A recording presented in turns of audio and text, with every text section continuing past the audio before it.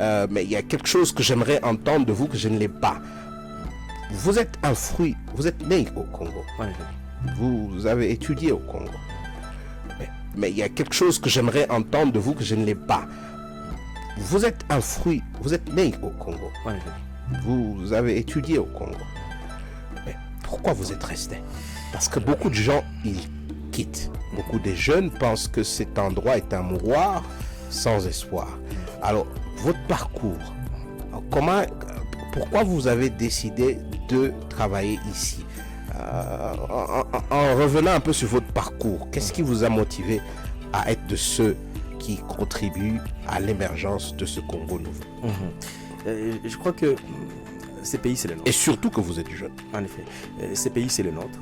Je suis né dans un des villages du Sud Kivu. J'ai passé une grande partie, en tout cas la majeure partie de ma vie dans cette ville-ci, une ville pleine de problèmes, de difficultés, comme les pays d'ailleurs. Mais je pense que ce n'est pas une fatalité. J'ai toujours dit, grâce à ceux que j'ai rencontrés, des exemples que j'ai rencontrés, qu'il est possible de faire autrement les choses dans ce pays. Certes qu'il y a des difficultés, la motivation vient du fait que c'est d'abord mon pays. C'est d'abord ma nation, c'est là que j'ai vécu, c'est là que j'ai vécu, c'est là que j'ai fait toutes mes études, c'est là que je ne connais que pratiquement, en tout cas, les expériences, des échecs et les réussites, c'est à travers ou dans ces pays ici. Et je pense que si il y a eu des gens qui ont échoué, il y en a eu aussi qui réussissent. Et c'est ces modèles-là qui nous poussent à dire pourquoi on devrait fuir ces pays, pourquoi on devrait fuir alors que il y a de l'espoir de pouvoir faire quelque chose. C'est-à-dire que dans les difficultés, et ça je l'ai appris des CLI, des Congo Leadership Institute, c'est que même dans les difficultés, je pense que nous avons des opportunités. C'est-à-dire que les difficultés peuvent constituer des opportunités dans ce pays. Et ces difficultés ici nous ont motivés à dire qu'il faut que nous puissions changer la situation. Pourquoi fuir par exemple notre pays, le laisser dans une situation où personne, ou dans une situation qu'on peut qualifier où personne ne veut venir, tout le monde dit c'est un pays qu'il faut fuir, alors que nous pouvons dire aux gens, eh bien, nous avons des modèles, nous avons un espace d'expression, nous avons un espace, un espoir à venir investir ou à venir faire ceci dans ce pays. Vous pouvez venir voir, vous pouvez venir admirer les Congo, les Sud Kivu en entier, sans forcément que ce soit ces Sud Kivu négatifs que nous voyons ou ces Congo négatifs que nous voyons.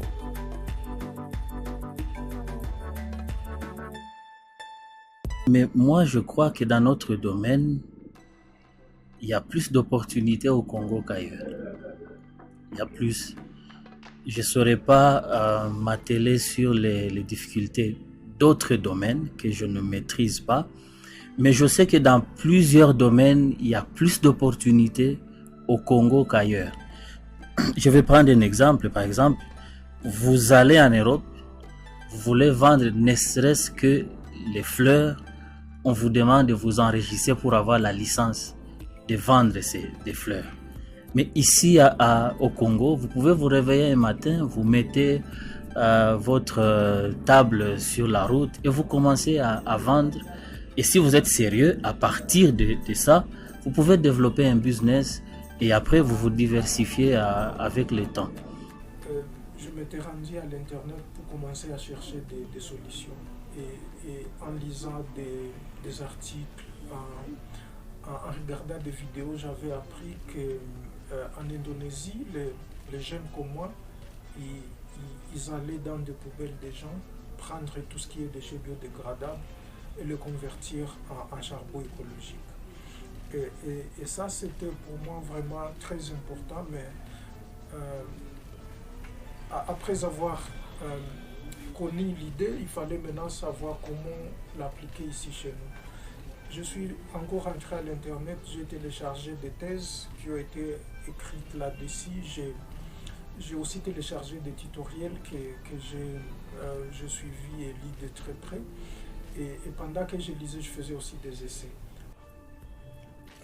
Je dirais aux jeunes Congolais qui me suivent de bannir la honte et de ne pas trop être ancré. ici les diplômes. Les diplômes en soi, ce n'est rien si ça ne produit rien, si ça ne produit quelque chose. Restez optimiste. Oui, Mais est-ce que c'est optimiste. possible dans un pays comme le nôtre? Est-ce que c'est possible dans un contexte? Vous, qu'est-ce qui vous a motivé? Et qu'est-ce qui motiverait les autres aussi? Comme je l'ai dit tantôt, moi je me suis dit non, c'est pas pourquoi si d'autres le font, pourquoi pas nous? Alors j'ai commencé tout doucement. J'ai un bon personnel, j'ai la coordonnatrice qui m'a beaucoup soutenu et petit à petit on est en train de réaliser on est en train de rayonner. Vous atteignez le succès, plus vous devez être humble et réfléchir sur les changements. Parce qu'après, quand vous n'avez plus rien à proposer, vous commencez à tomber.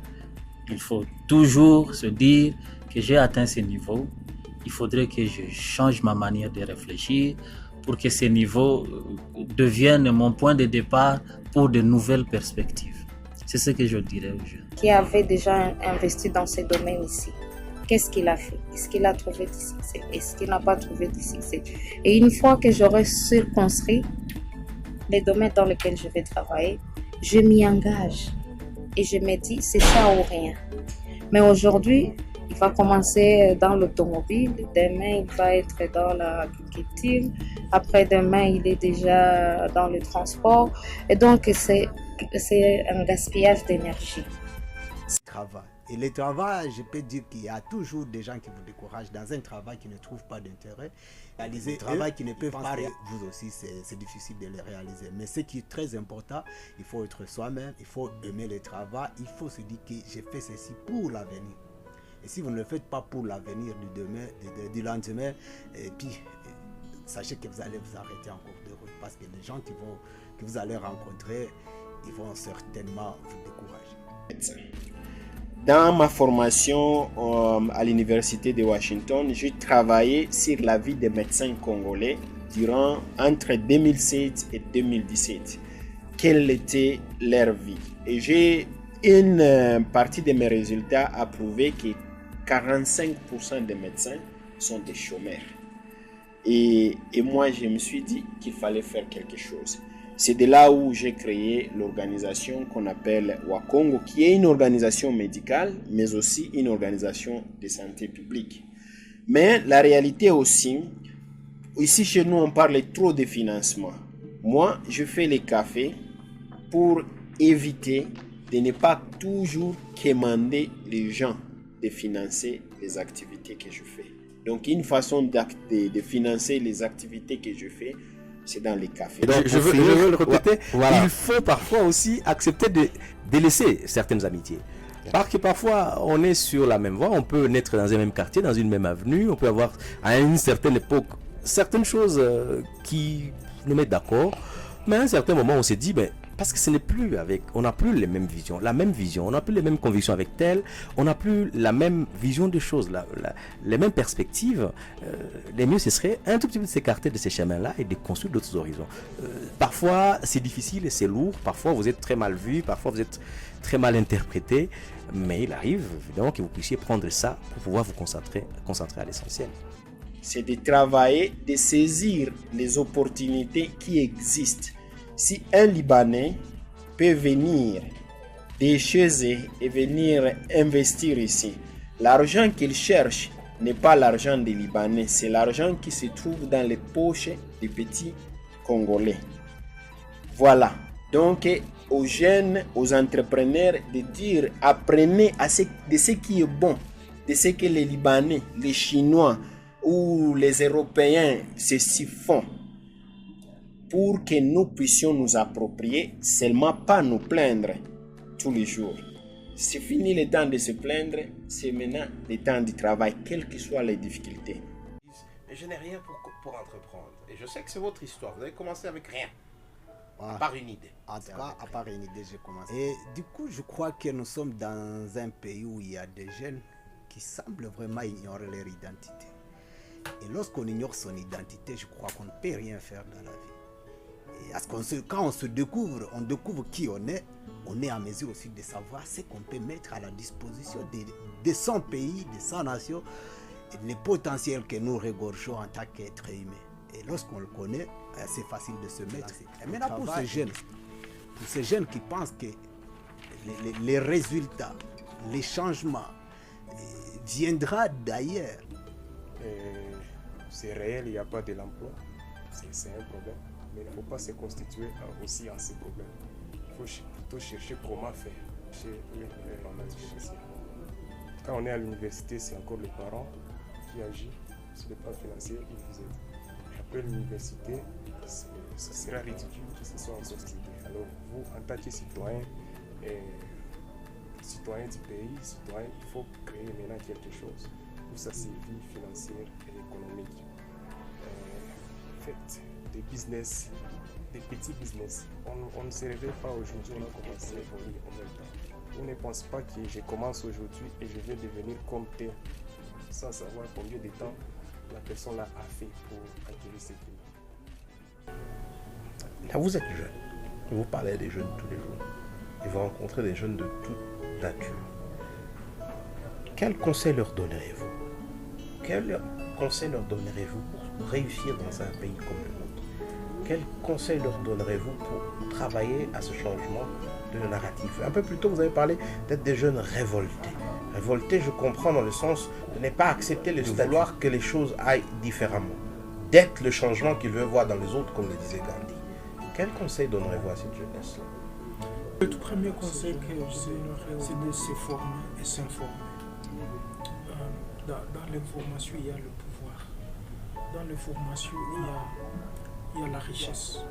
Dans l'information, il y a tout ce que notre pays a besoin pour se mettre. Dans l'information, il y a ce qui manque aux jeunes pour qu'ils puissent faire face à l'avenir. Parce que c'est en se formant qu'on se rend compte que ce que j'appelle défi a été résolu ailleurs. Et si je ne peux pas utiliser l'outil qui a été utilisé ailleurs, je peux m'inspirer de l'outil qui a été utilisé ailleurs pour relever le défi de chez moi. Mais aussi l'autre conseil que je me stigmatiser la réussite, c'est de ne pas stigmatiser la richesse. La richesse, la réussite. En ce qui concerne l'État congolais, les taxes et consorts, moi je demande aux jeunes, il faut lire. C'est vrai, nous avons des lois. Certains sont favorables pour les entrepreneurs, d'autres sont défavorables. Mais quand on est déterminé, il y a toujours moyen de surmonter tout ça. Pour un esprit déterminé, rien n'est impossible. Le rêve, le pragmatisme, la patience et la base de tout ça, la prière. Merci beaucoup, merci pour ces mots de sagesse. Je sais qu'on n'a pas parlé beaucoup, mais c'est aussi ça l'idée de cette émission. C'est pas de tout dire, mais c'est de présenter des individus, des gens qui font du bien, que peut-être les gens ne connaissent pas. Alors un dernier mot, si vous en avez. Un dernier mot, c'est de vous remercier, c'est remercier cette initiative parce qu'à travers ces émissions, peut-être on peut toucher un grand nombre de jeunes pour essayer un peu de les sensibiliser. Donc, ce n'est qu'un mot de remerciement pour ces initiatives et que je souhaite que ça ne soit pas la dernière fois que je sois invité ici et peut-être pour entrer plus en détail et donner... Et on est ouvert, le KB Service est ouvert, donc